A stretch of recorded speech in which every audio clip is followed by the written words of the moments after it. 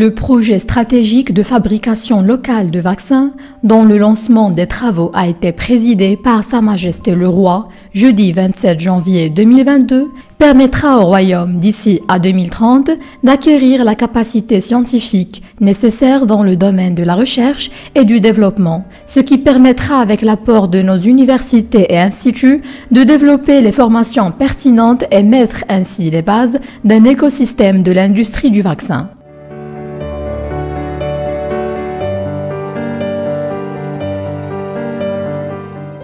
Le projet, qui comporte une partie industrielle et une autre liée à la recherche et développement, se décline en 3 étapes, dont l'inauguration de l'unité de fabrication constitue la première.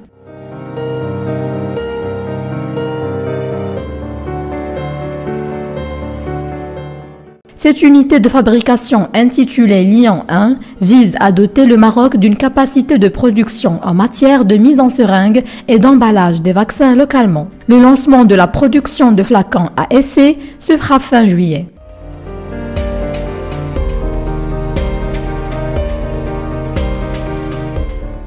Cette étape, qui sera prête fin 2022, permettra au Maroc de disposer d'une capacité de production de 160 millions d'unités, soit 600 millions de doses avec une moyenne de 5 doses par unité.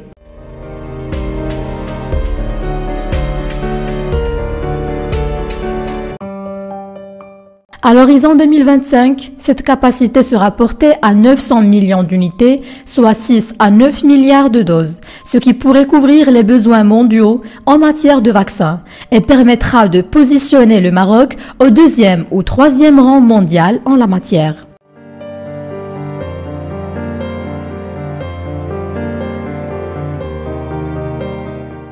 La deuxième étape porte sur la fabrication de la matière première, à savoir le vaccin lui-même.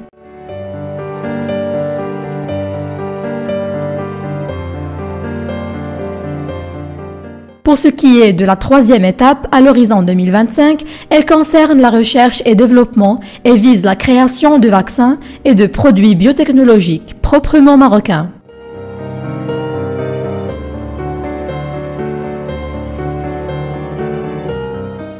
Ce projet va largement au-delà de la pandémie liée à la Covid-19 et aspire à la fabrication de divers vaccins, avec la possibilité de fabriquer la majorité des vaccins au Maroc après la finalisation de ce projet.